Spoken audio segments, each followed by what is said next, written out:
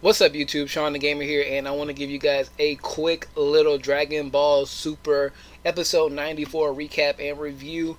Not gonna talk about this too long because this episode really just had a lot of little things compiled into one episode before the actual tournament starts. And as you can see from the other little side menu, today we are using the website known as bamsmackpow.com.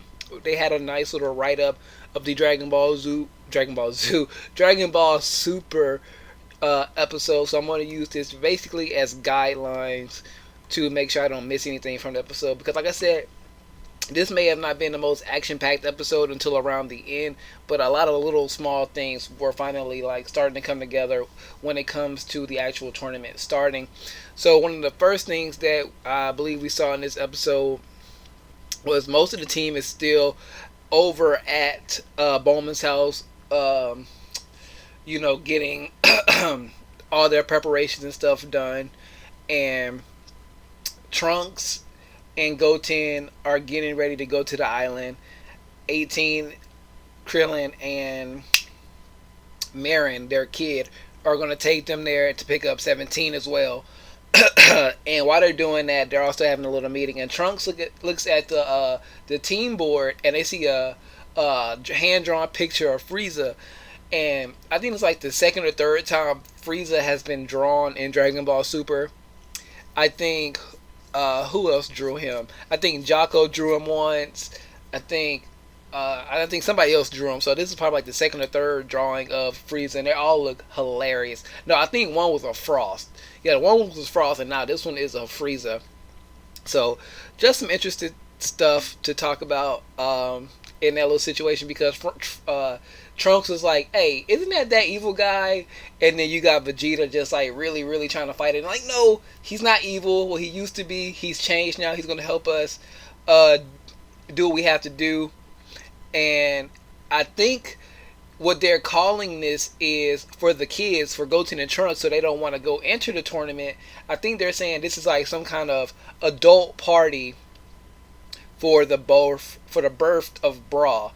And Trunks is not really buying it. Goten, he probably is, but that's pretty much what they're calling it, so the kids don't want to go to the tournament but actually go to the island and help do what they said they're going to do and help protect the island while 17 is away. So what else is going on? We also got more stuff with the other guys. Cedra and the little mouse guy. I can't remember his name. I don't see it up here, and I'm not about to look for it. I was going to say Cedra and Mickey Mouse are still colluding to go send assassins after Frieza. And I can't remember who said this.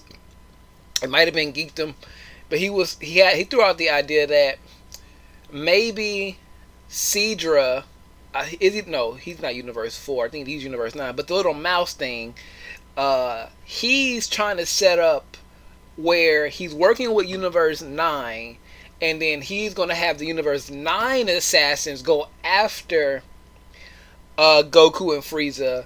That way, if Frieza does turn on Universe 7, he will have a reason to not go to Universe 9 because they tried to kill him and Goku.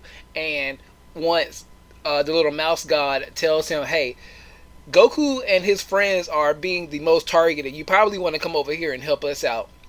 So that's probably something that can happen there. But we do get another scene of Cedra talking to the mouse. And I think we also get a scene in this episode where he's talking to his Kai, the little evil guy. And they're like, say, yeah, let's do this. Let's send the assassin. Let's try to get them out of there before the tournament even starts. Then we go to a nice little scene with Master Roshi on Korin's tower. And it looks like he's still doing some training to get his muscles loose and things like that. But I was thinking when I saw this scene, oh, he's practicing his Mafuba to launch people off the board. Nope, he's using Lightning Mafuba. Apparently this is a move that he used in Dragon Ball. I didn't watch a lot of Dragon Ball, so that maneuver was kind of new to me. So it's just good to see Master Roshi have more moves than just the Kamehameha and the Mafuba, and he has a few other techniques. But something I was thinking about with my friend Solar Windjammer while he was here, is, can Master Roshi fly or no? So pretty much everybody in Dragon Ball Z at this point knows how to fly, but I don't think Master Roshi knows how to fly. And why doesn't he? You would think somebody of his talent and his power, he would know how to fly. Does he think it's just not necessary and things like that? But I just thought that was something interesting. A little interesting though. Can Master Roshi fly? So, excuse me. What else happened? So they drop 17. So 18 and Krillin drop the kids off at the island. Marion wants to stay. We get a nice little scene between Marion and 17, her uncle, and Krillin and 17. Just nice little scene. They bond. Marion wants to stay on the island. Krillin is a little bit hesitant about that, but they let him stay with Goten and Trunks. So you have Goten, Trunks, and Marion on the island. And I wonder if they're going to show off if Marion has any powers, because I believe that island is going to come under some type of attack while the tournament is going on. Because we did see like the poachers, I believe those were the poachers that came back to the island in a little submarine thing. So we can expect some stuff from that. A few more things happened this episode. We had of course 17 come back, and there was a nice little greeting scene between Piccolo and 17, because I believe the last time they saw each other was right when 17 got absorbed, and they had this nice fight that lasted like 3 or 4 episodes in Dragon Ball Z, and it was one of the best fights in Dragon Ball Z period. 17 versus Piccolo. If you haven't seen that yet, go look that up on the YouTubes. But that was one of the best fights. They had a handshake, a sign of mutual respect, and everybody's there at this place. But even Master Roshi comes back. They're all waiting on Goku and Frieza. So we end the episode with Frieza being resurrected at Baba's house. Goku's there waiting. He's practicing some moves, and then Goku gets this feeling that, oh, here they come. He goes into the temple. The candles are lit. When Frieza starts to appear, all the candles go out. He emerges with fortune teller Baba, and there's a nice little scene between them two where Frieza's like, oh, my hand slipped. Punches Goku in the stomach. Goku punches him back, and then one of the guards of the place is like, hey, there are some guys out here that want to talk to you, and it's the assassins. Goku's like, we don't have time for this, Frieza. But Frieza's not hearing that noise. So Frieza, he shoots a death beam through one of them, through his shoulder. And Goku's like, no, we don't have time for this. And Frieza's like, hey, look, I'm rusty. I've been to hell in a cocoon. I'm about to whoop some ass. So he's like, give me a second. It's not going to take that long. Goku's like, I'm going to use instant transmission. We got to get out of here. If we don't, the Omni King's going to kill everybody anyway. So Frieza's like, just give me a few more minutes. I'm going to warm up a little bit. Then we can go. We're not going to take this serious. Then goes Golden. Like this beautiful transformation for Frieza. And it's like, Frieza had this nice posture. But then when he turns into the golden form, if you guys play Dragon Ball Z Dokkan Battle, he looks like Dokkan Awakened Tech Golden Frieza. Like the way his arms are moving and things like that. Just the way when they cut to like his hands transforming and his legs transforming, the pose kind of looks like that pose. He goes golden, and then the episode ends. And next week's episode is going to be like a big brawl for them trying to get all these people out the way and get to the tournament on time. So it's a lot of more speculations going on, like, is Frieza going to turn? If he does turn, who's going to be the 10th member? But I think that's enough for today. I think I covered everything in this episode that was kind of important.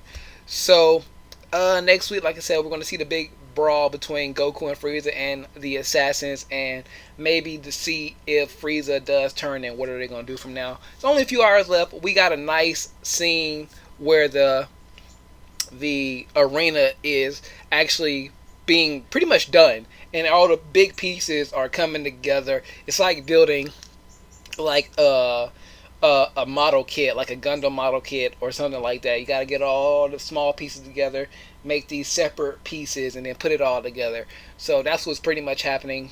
The stage is done.